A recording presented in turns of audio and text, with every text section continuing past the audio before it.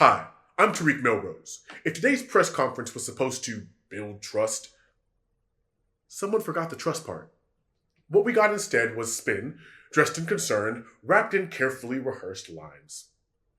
I'm here to unwrap all of it. Subscribe if you're tired of the theater and ready for the facts. No stage lights needed. Republicans attack trans kids with cruelty, twisting science and smearing healthcare, while Democrats defend dignity, equality, and real American freedom. Stay tuned for this video as we expose GOP hate, defend trans rights, and stand up for every child's future. He says. Thank you, Mr. Chairman, and thank you, Secretary Becerra. Thank you for being here today. I appreciate you coming before the committee. To start off, as a Secretary of Health and Human Services, can you define for this committee what is a man? You're looking at one. Great. So you are a man. I like that. Can you tell me, can men get pregnant?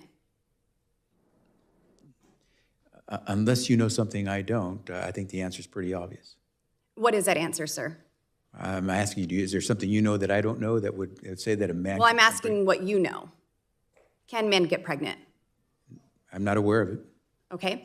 Well, Mr. Secretary, materials coming from your department, you've referred to mothers as birthing persons, replacing that title with... Are mothers not persons? Mothers are persons, but it seems to be more inclusive, like you're trying to include another gender in that. I'm all about inclusion, Congresswoman. There you go. Well, you know, just as a mother of 4 boys, I'm not necessarily offended at that. I am a person, but it's just unscientific and absurd. How so? To include men in that. If you're going to be inclusive, if you're going to be inclusive in birthing persons, yes. Well, but it seems to me that you're trying to define the term. Reclaiming my time. Can men get pregnant? So then we don't need to include them in this. Mothers are mothers. Moving forward, Mr. Secretary, I want to read for you from a document from your office, the Office of Population Affairs. It says in here, and I quote, "Gender-affirming care encompasses many facets of healthcare needs and support. It has been shown to increase positive outcomes for transgender and non-binary children." Mr. Secretary, what is a transgender child? A child in America is a child in America, and I hope you and I can love that child just as much as we Can you love our own define what a children. transgender child is? That's a child in America, and it's an American citizen child who needs the services and love just the way any other child does. Mr. Secretary, do you believe that a child is capable of making life-altering decisions to maim themselves? So let me just say to you that I don't agree with your premise, but what I will say to you is children know much about themselves, and with the help of their... Do you believe that children are capable of making the decision to self-mutilate? Again, I don't necessarily accept the Well, premise of your Mr. Secretary, question. I mean, you have gender-affirming care for young people, so this is something that you I don't have looked equate over. gender-affirming care to mutilation. So if that's where you're going, then you're not going to get the answer you want. So, Mr. Secretary here, can you tell me if there have been mastectomies, mastectomies, penectomies, or hysterectomies on children? Well, And have taxpayers funded that? so I could probably use the help of my wife, who's an OBGYN, who could talk more, or maybe Dr. Burgess could help us out here. For gender-affirming care, to be included in that? I'm sorry, pose the question one more time, please.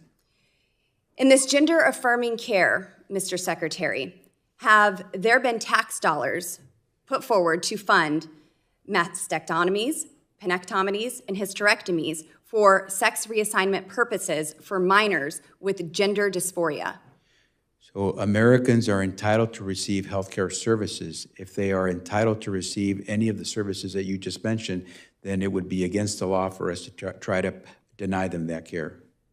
So for the record, you favor HHS's funding being able for sex reassignment, for surgeries on minors? I will do everything I can to defend any American, including children, whether or not they fit the categories you have mentioned or not, and if they talk about gender-affirming care, I am there to protect the rights of any American. Mr. Secretary, I want to turn to a different document. Your office released this gender-affirming care is trauma-informed care. In this document, you clearly state that gender-affirming care includes puberty blockers, hormones, and surgeries for minor children. You go on to assure parents that there is no scientifically sound reason to doubt hormones and surgeries are helpful to minor children. You also discuss this in a document that the potential for removing children from their parents is on the table if they're not providing gender-affirming care.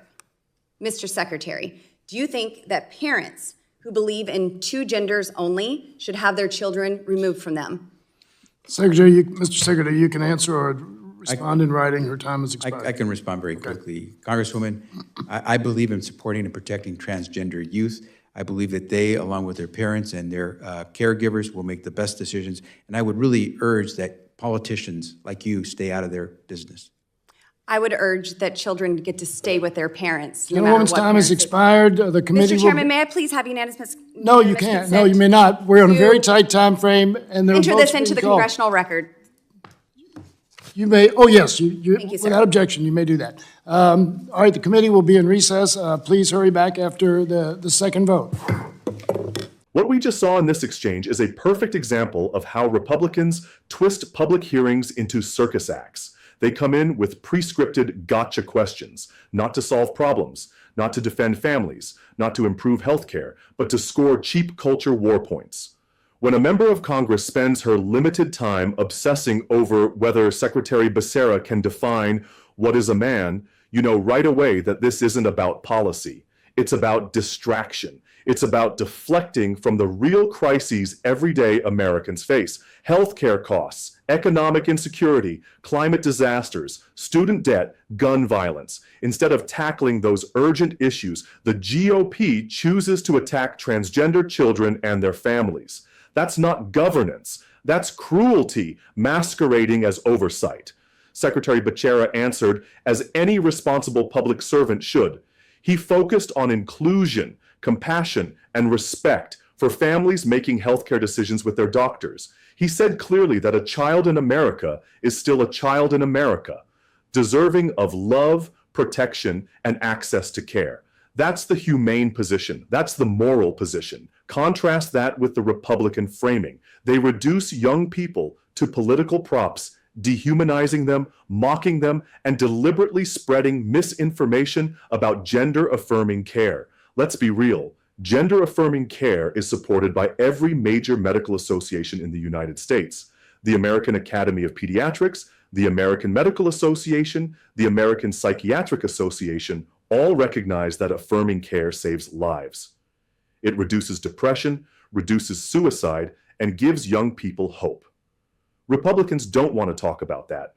Instead, they use inflammatory language like mutilation to scare people. They conjure horror movie images to rile up their base.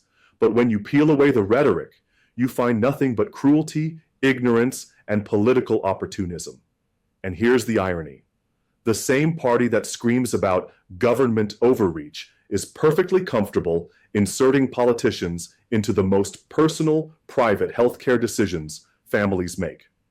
They want Washington politicians to decide what parents can do for their own kids, what doctors can recommend, and what treatments are available. That is the very definition of government intrusion. Democrats, on the other hand, are standing for freedom. The freedom of parents to make decisions in consultation with doctors. The freedom of young people to live authentically. The freedom to exist without being targeted by politicians looking for a soundbite. Notice also the disrespectful way Republicans framed the entire line of questioning. When Becerra explained that terms like birthing persons are used to include all who give birth, including transgender men and non-binary people, the Congresswoman scoffed and called it absurd. But what's truly absurd is pretending that trans and non-binary people don't exist. They do exist. They pay taxes. They serve in the military. They raise families. They are part of the American fabric. To erase them linguistically is to deny their humanity. Democrats understand that inclusion isn't absurd, and it's American. We've always strived. however imperfectly, to build a country where everyone belongs. The GOP's obsession with gotcha questions about biology also exposes their intellectual dishonesty. They know full well that the Department of Health and Human Services isn't here to debate high school level sex ed. HHS is there to manage Medicare, Medicaid, public health crises, pandemic preparedness, prescription drug oversight. But Republicans don't want to talk about how Democrats capped insulin costs at $35 for seniors. They don't want to talk about how the Biden administration is letting Medicare negotiate drug prices to save billions of dollars. They don't want to talk about how Democrats expanded access to affordable health care under the ACA. Because if they did, Americans might realize that Democrats are delivering real results, while Republicans are wasting time on culture war nonsense. The question about taxpayer funding for surgeries was another example of dishonest framing.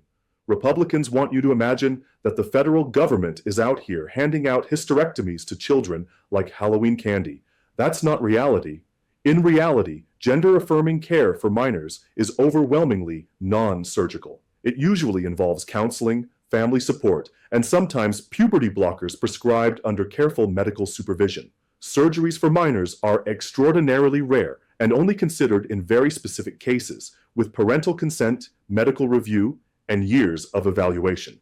But Republicans don't care about the truth. They care about the talking point. And when Becerra refused to take their bait, when he said clearly that his job is to protect the rights of all Americans, including transgender youth, the GOP showed their hand. They don't want nuanced answers. They don't want compassion. They want outrage. They want to go back to their districts and brag about how they stood up to woke ideology while ignoring the fact that families are crying out for affordable health care, safe schools, and a livable wage.